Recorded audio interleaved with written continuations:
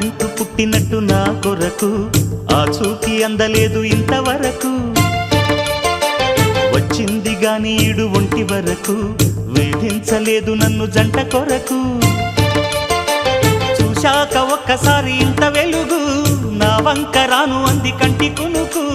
ఈ అల్లరి గారడి నీలీల అనుకోనా